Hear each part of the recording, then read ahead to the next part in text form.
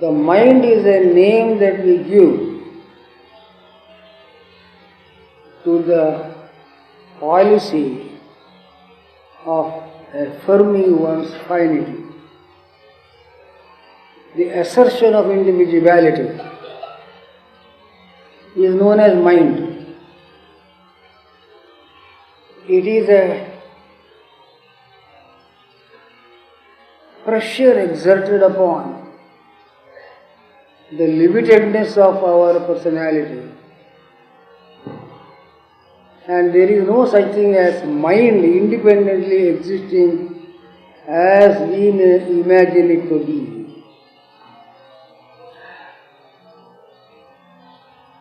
Childlike considerations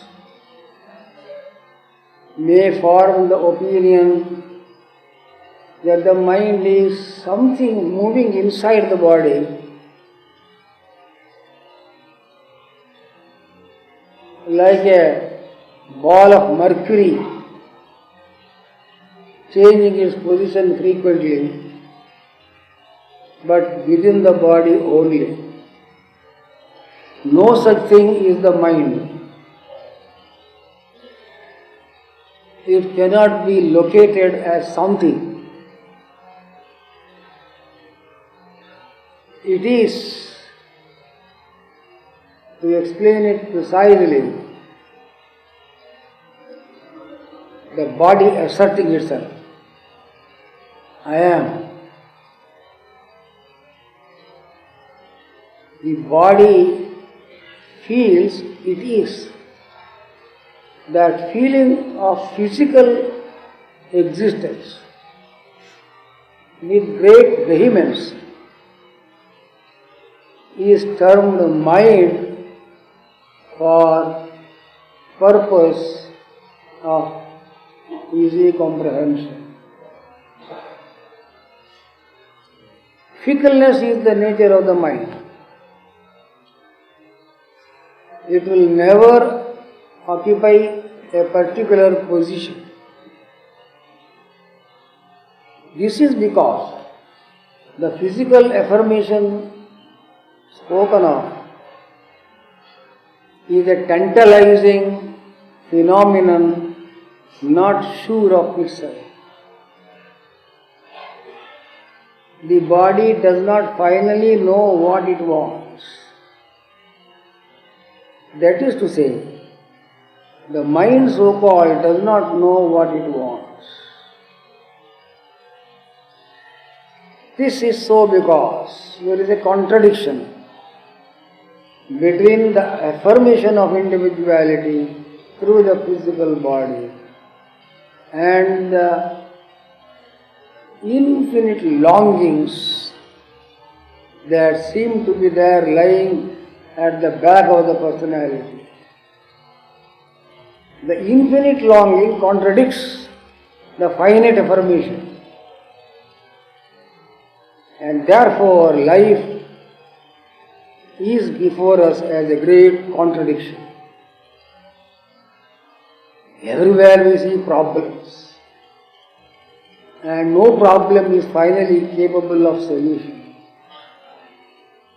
Kings and ministers, statesmen work hard throughout their life since centuries to solve the problems of life, but they go, the problems remain. The reason is life is constituted of an insoluble contradiction.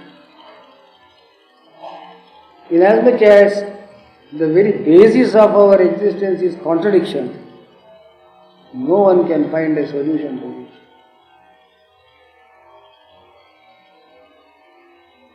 But is there not a way? The very longing within us is a pointer to the problem capable of solution. Our longings are so firm, so convincing, so irrefutable, so unrelenting that we seem to be enshrining within our own selves a non-finite impulse to which I made a reference yesterday. Simultaneously with the finite impulse of bodily affirmation. The control of the mind is therefore equal to the finding of this solution between the finite and the infinite. Great persistence, great understanding and capacity to discriminate is called for. Ancient masters and seekers of truth, to one of whom I made reference yesterday, had their own way of solution. Sometimes the solution seemed to be very humorous, but very practical. The mind has to be dealt in a very intelligent manner, but persistently.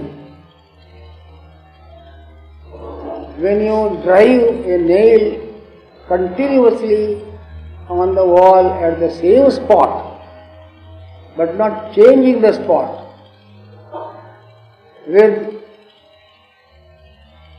the determination to drive the nail into the wall, it will go inside and yield to your pressure. But if you strike at one place, you'll find a brick, another place a stone, the third place something else, and you will not succeed in driving the nail at all. In a similar manner, several methods have to be adopted. Continuous determination to achieve a purpose. And this determination takes various phases of expression. It is not that everyone can manifest this determination in the same way.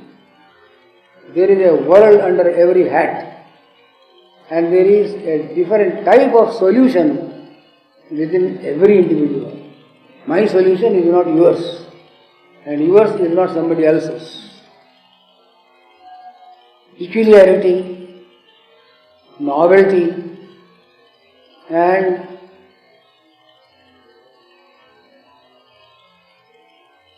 a kaleidoscopic character of the method to be adopted. All these are some of the features of spiritual determination. There are some humorous instances which I shall mention to you, adopted by great saints and sages. You will be inclined to laugh at these analogies, but they are very practical and prove very useful. There was a great saint called Swaminarayan. His followers are very large in the area of Gujarat, though he himself hailed from Uttar Pradesh. One day he observed some villagers struggling with a cow. they were unable to milk it because it was giving a kick the moment anybody approached it. You cannot go near the cow. Even when it feels that somebody is coming near it, it will give a kick with its foot. Swaminarayan was not only a saint but also a seeker in himself.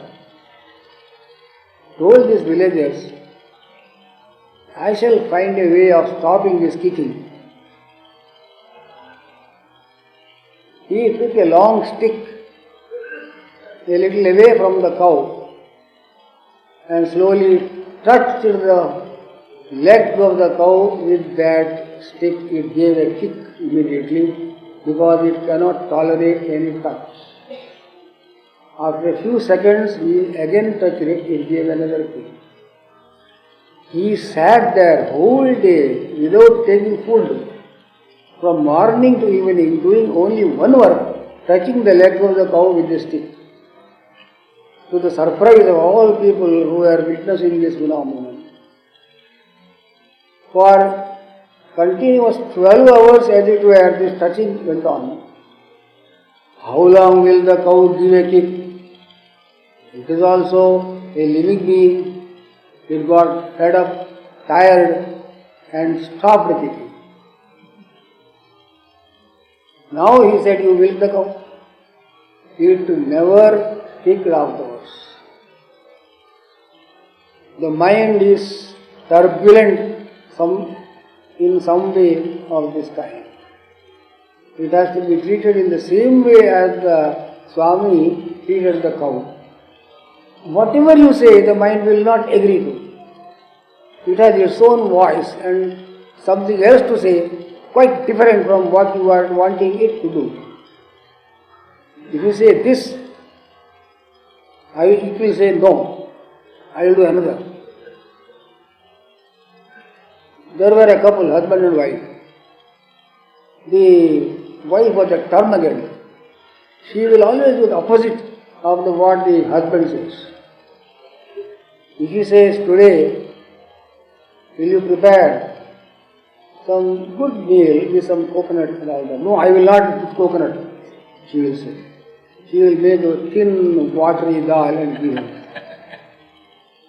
Then he will say, today I am not feeling well.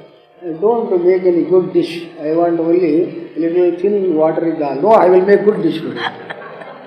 And she made a sumptuous meal. And he took it. Today some venerable guests are coming. Will you cook some good meal for me? No, I will not. I will give only water to the guests. Then when the visitors were actually expected, he told the wife, today I am not expecting anybody and I don't think any special feeding is necessary. No, I will make a very good meal for 20 people. And she cooked 20 people's food and the visitors came and they were fed. This is what the mind is telling. I will not listen to you. You say anything, I have got some other way. But how will you deal with it? The same way as this husband dealt or the Swaminarayan dealt with any situations. Sometimes, if you may be a failure in offering a frontal attack to the mind, direct attack is not always going to be a success even in military operations. Great wisdom is to be exercised. You have to retreat, you have to move forward, you have to become invisible for some time. There was a fierce bull. If it sees any human being from a distance, it will make a hissing noise through its nose. There was a gentleman who decided to control that bull. How you will control? You cannot go near it. What he did was, he built a fencing round the fierce bull. Now, one step of success has been taken. That is to say, the bull cannot go outside the limit of the fencing. Previously, it could roam about anywhere and attack anyone on the road. Now, it cannot do because fencing is put on. Likewise, due to the mind. It goes everywhere, roaming throughout the world, wanting anything and rejecting anything. Put a fence over it, within this limit only operate. Give whatever it wants within a limitation, but don't deny anything to it. The bull was within the fence. The next step was, the gentleman took a bundle of green grass, thrust his hand through the wire fencing and showed it, here is the grass. And he slowly came to that. He knew very well the ferocity of the bull. You cannot touch it. But because of the grass, he forgot the man outside and was thinking only of the grass. He fed it every day. Daily this was the only work, feeding the grass, so that the bull became acquainted with the personality of this individual. Every day he sees the same person. Then, without the grass also, it could touch its forehead like this. And it just looked. Then he lessened the circle of the fencing, made it very limited, so that it is not more than a few square yards. And he could go on patting it with the hand continuously and feeding it also with green grass.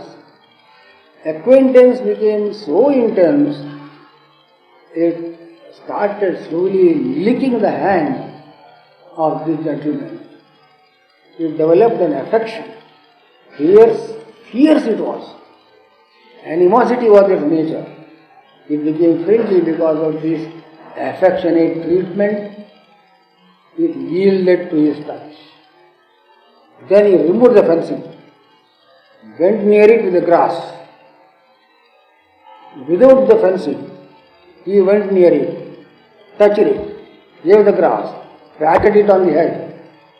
You will be wondering, he sat on its back. Can you imagine the success? To the surprise again of all people. The ways of saints, the methods adopted by masters and seekers of yore are very interesting. They are not always logically rigid, but beautifully construed methodology of handling the mind. I have told you many years back perhaps a Sufi saint story. There was a great mystic called Jalaluddin Rumi in Baghdad in the Middle Ages. He had many followers.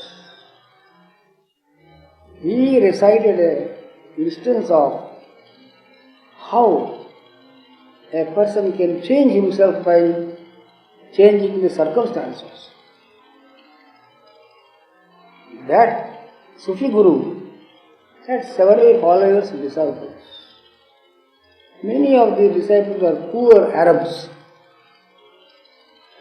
but very devoted to the master. One of them came in the early morning to pay homage to the master. The master asked, "How are you, my dear boy?" "Master, I am living in hell." "What is the trouble with you?" "I have one room only to manage with, which is a small area where I have my family, my wife and 2 children. There inside I cook the food. I have a camel which brays continuously. Sometimes it gives a kick also. And there is a dog barking the whole night.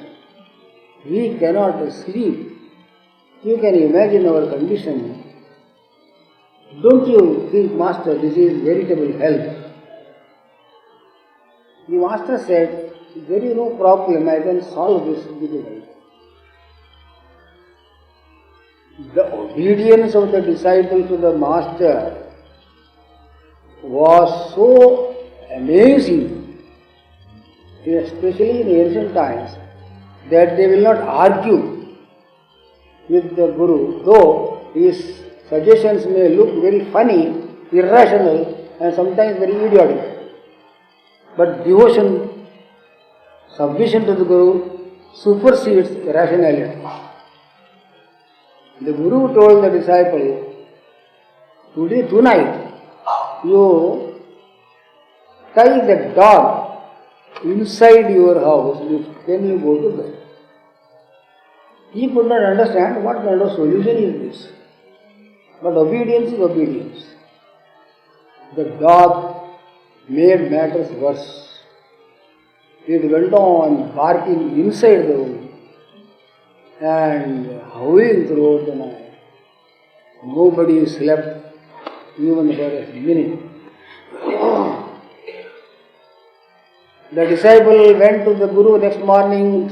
Hello, how are you? I cannot say anything. Worse than hell. The dog did not allow us to sleep, even the little that we had earlier. There is a solution for it. You have got a camel, tie it inside. He said, what is this? Am I going to be alive? But Guru is Guru, no word against him. He tied the camel inside the room. There was no space to sit. The camel occupied the entire area and making any kind of thing, kicks, jump, kicking also and dog barking also, and the fireplace giving sparks out, and the children crying and the wife standing only, and he was also sitting. And next morning he went and said, I cannot speak, Master, I am dying today. I think today is the last day for me. I thought it is hell, this is worse than hell. I will find a solution for it. Tie the camel out. Put the dog also out. They slept very well that night. No noise, no disturbance of anything. Next morning he went to the Guru. How are you? Heaven, he said. Heaven. Hey, you came to me in the beginning saying it is hell. Now how it has become heaven? He said. The mind is a great mystery. It can deceive you every moment and tell you everything is wrong, nothing is good anywhere. Everybody is foolish. The world is a devil's abode. It is better to be rid of it. It will go on telling all kinds of things. But yet, till the last moment of your breath, the longing to live long will not leave you. If I had lived a little long, we may be a patient with incurable disease, utterly poverty-stricken, but you would like to continue the existence in this body as much as possible. Nobody would like to abolish the personality, destroy one's individuality, negate one's existence. What is it that you are longing for? Stories of this kind, analysis of this nature will tell you that again here is a contradiction in your life. Your opinion about people and the world, and sometimes about your own predicament, contradicts the endless longing that you maintain within yourself for anything and everything. Death is a terror. Nothing can be worse than that, because it is the end of your existence. You will tolerate the end of anything that you possess, but you cannot tolerate the end of your being itself. So, your affection centralizes itself later on into a pinpointed existence of your own location. I must be. I may not want anything else. Let the world go. Let all things leave me. But may I live long, may I persist, may I exist forever and ever. Who generates this feeling of endless longing? If not that which is your real nature, to which again I made some brief reference yesterday. What kind of longing is this? In the beginning it is very nebulous and not clear to your mind. That is why you cannot answer the question, why do you want to live long? There is no why for it, it is there and it has to be accepted. For final issues, there is no why. Whatever be my situation in this world, I would like to live for any number of years.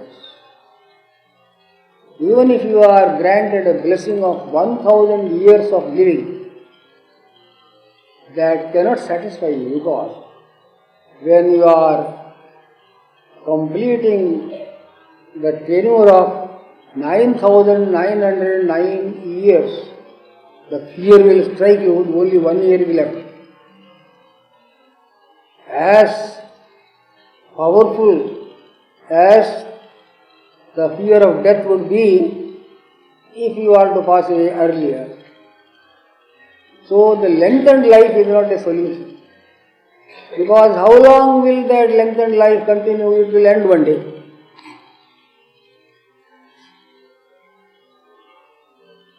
When the great seeker Nachiketas was offered all the glories of the world by the great master Yama, longest life, Nachiketas' reply was, Api sarvam jivitam alpameva tavayavaha tavanutya give. The longest life is short when it comes to an end. So there is no such thing as long life, because when it ends it is short. So what do you mean by saying that I want to live long? Here again is a psychological contradiction before us.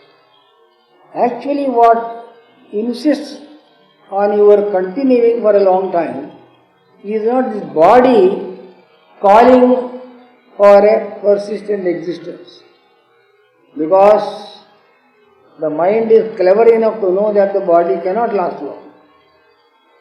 But it wants to accumulate certain features which will give it the satisfaction of living long.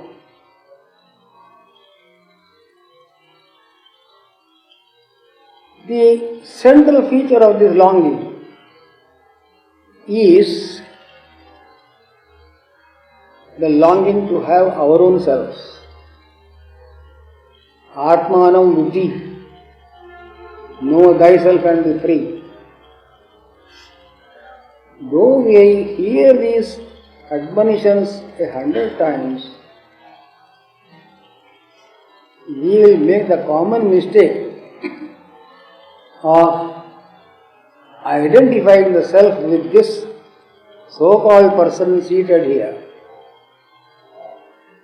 Let me know my Atma. You will say, my Atma, as if you are going to possess it as a property. If the Atman is to be possessed by you, it stands outside you like an object, like any other thing in the world. If you are going to possess the Atman, Who are you then? Other than the Atman is Anatman. Anatman is non-existence. Is non-existence trying to possess existence? Here is again a contradiction in our thinking.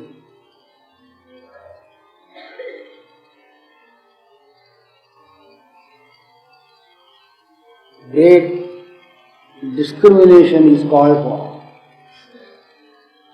Vairagya is the name of this discrimination. Easily do we mistake the principle of Vairagya. So many sadhus are there, so many Vairagis are there. They have all renounced everything. You may ask any venerable Vairagi, you have renounced everything. What are the things that you have renounced? The immediate answer that the quick urge will prompt the reply is, I possess nothing. I have left everything that I had earlier. I have left the world.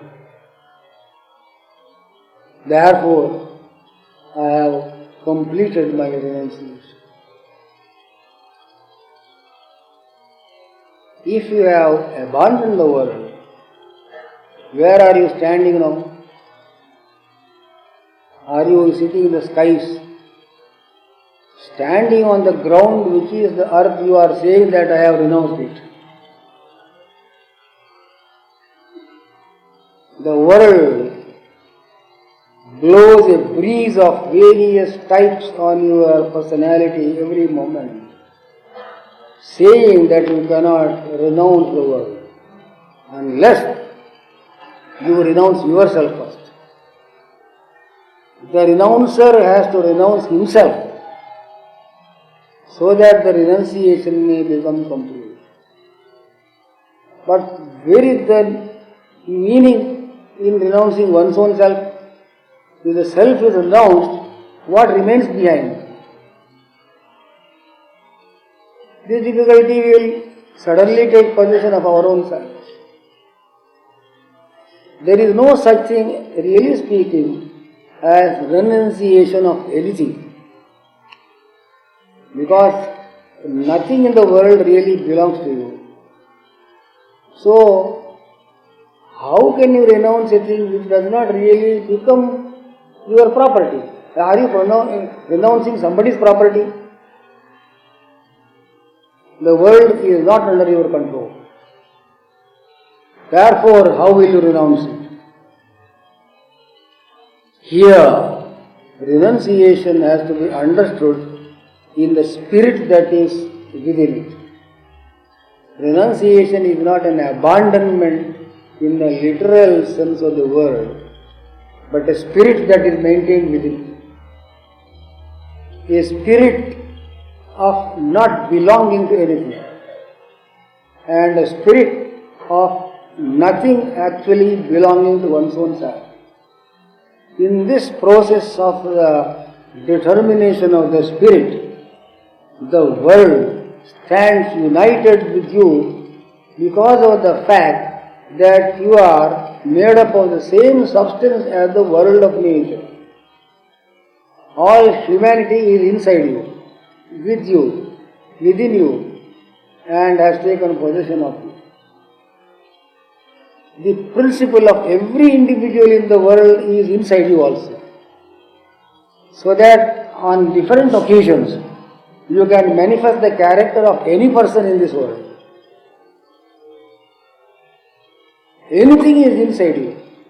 Only the proper button has to be pushed. All humanity is potentially present inside you. The world is potentially present inside you.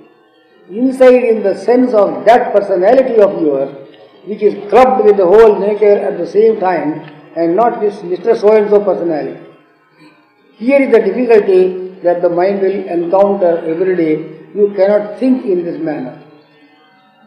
Our education is purely empirical, outward motivated and physically conditioned, that when I tell you, you stand a master of all things by renunciation in the sense of belonging to the whole world, sarva bhuta ite rata, the world belonging to you and yourself belonging to the world.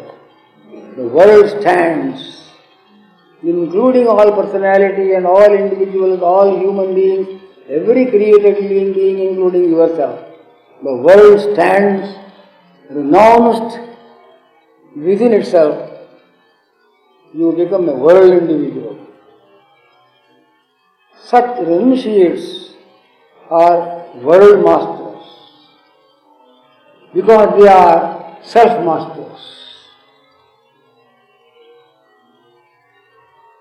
When the taste for things ceases, we have conquered the world. Jitam sarvam jite rase. When the taste is conquered, the world is conquered. Taste of the tongue, taste of the eyes, taste of the ears, taste of the nostrils, which breathe fragrance, taste of touch. All these are tastes of one kind or the other. They persist till our death almost because of the fact we never succeeded in living as world individuals. We have never succeeded in maintaining the position of a world personality. Can any one of you feel convinced within yourself you are a world individual? I do not merely belong to the world. It is not that the world belongs to me. I stand as a meeting point of the world and the individuality of everybody. Unthinkable is this situation. Mastermind, we call the people. Supermen, we say. Incarnations, avatars, we say. All sorts of names and nomenclatures are attributed to such achievements in a person who ceases to be a person at the same time. To me at least, Swami Shivananda Maharaj was such a person. The greatest renunciation can be seen in him. And the greatest power of grabbing and grasping can be seen in him. And the greatest longing for Brahma Sakshatkara can be seen in him. Such masters are called Mahatyagis, Mahabhoktas.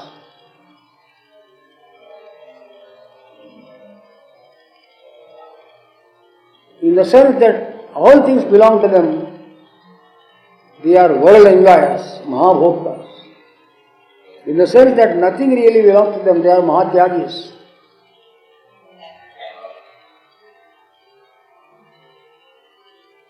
You may say, this is all beyond me. I am not meant for it. I am a householder. I am a poor fellow. I have got entanglements. The entanglement is in your mind only, which refuses to yield to this instruction.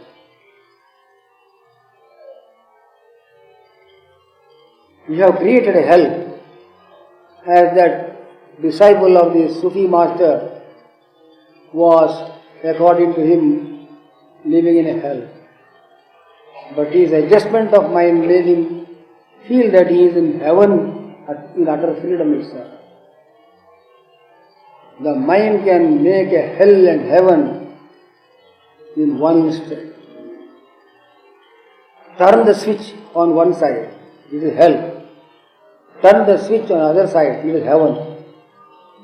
Both the switches are here in the heart of your heart.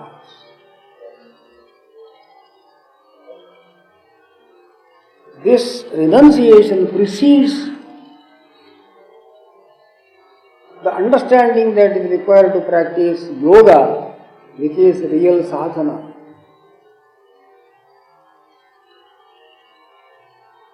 The essence of this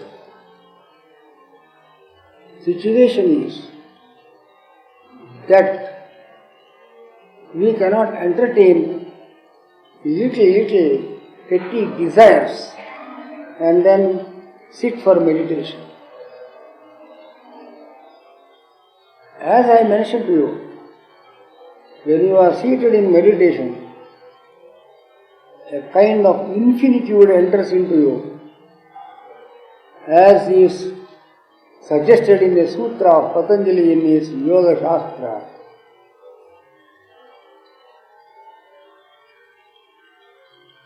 Ananta Samapatti Dhyam. Your steadiness in posture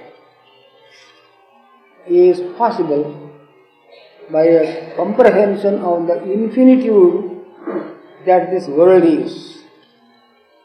Prayatna Shaithilyat Ananta Samapatti Dhyam. Relaxation and the concept of the infinite will enable you to occupy a desired posture. Relaxation. The nerves are tense, muscles are tense, the mind is tense, the body is tense. They have to be released in a fashion akin to what you have heard as Yoga Nidra. It is not Nidra. It is so called because of its resemblance to non-perception of anything outside, similar to Nidra Sthiti, the condition of sleep. Before you sit in a posture for meditation, lie on your back, stretch your arms aside, take a deep breathing. Take in through the nostrils and breathe out through the mouth.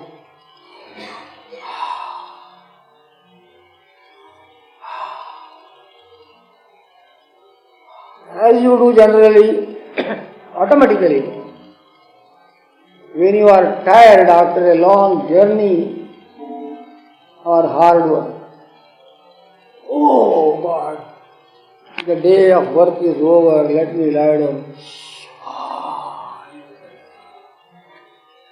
You are not aware of anything at that time except that you want nothing but total relaxation. As the mind is connected to the body intimately, the mind also gets relaxed at that time together with the relaxation of the nerves and the muscles. For a few minutes you can meditate even in that posture. It is not necessary that you sit up with a rigidity of feeling at the outset itself. As long as it is comfortably possible for you to contemplate your ideal even in that posture of lying on the back, let it be, you continue. Because the mind will not enable you to concentrate on anything when the body is feeling any kind of pain or discomfort. When you catch hold of the mind, you cannot reject the body. The rider on the ass is connected with the ass. So you cannot displease the ass even when you are riding over it. So body and mind go together as a psycho-biological individuality. You cannot say, I am the body or I am not the body, I am the mind or I am not the mind. These statements have no meaning finally. It is a child's definition of what you are. you are an integrated affirmation wherein are blended both the mental structure and the physical structure. So, a kind of relaxation caused by satisfaction of having achieved an end should follow simultaneously with the effort at meditation. But it is not an effort actually speaks. Because Patanjali Maharaji has told you Prayatna Shaitilya, loosen your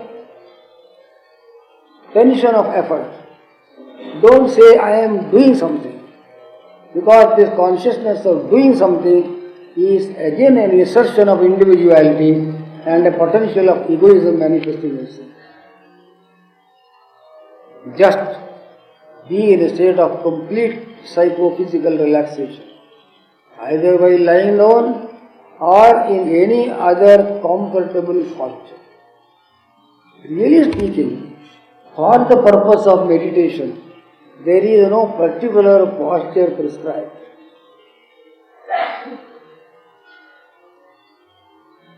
As is comfortable, so is the posture. The Yoga Shastra does not say sit only in this posture. Though sometimes for certain reasons a particular seated posture is suggested. But every rule has an exception. In a similar manner, this general instruction to be seated with spine erect and neck straight, etc., can be regarded as a very practicable posture, provided you don't feel any discomfort in that posture. Dissatisfaction of any kind should not precede the effort at meditation. How the yoga practice commences is stated sometime in this manner in the Yoga Shastras. Then I repeat once again what I told you in the end yesterday. Be clear as to what you are seeking. The object of meditation is the final choice that you make in this world. You have selected it as the ultimate meaning for your life. There are people who cling to certain things throughout their life and consider that particular thing as the be-all and end-all of their life. Rightly or wrongly, they have hugged that particular thing through their emotional clamoring. But this is a very treacherous attitude of the emotions.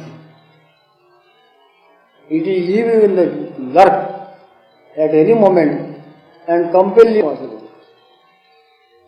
You may take months to decide what it is that can give you great satisfaction. There are devotees who choose the form of a divinity, the ultimate Godhead manifests before them in some form which they regard as final.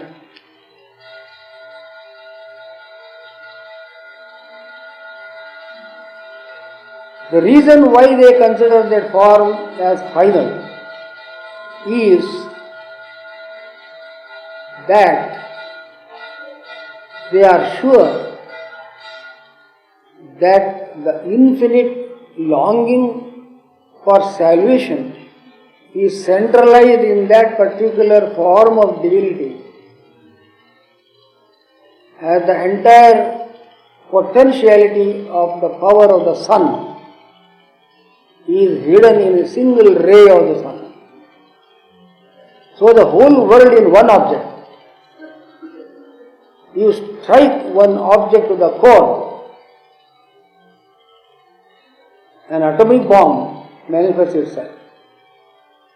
Strike it further, you will find the treasures of the world coming up from inside the very object that you have struck again and again by the hammering of mental process.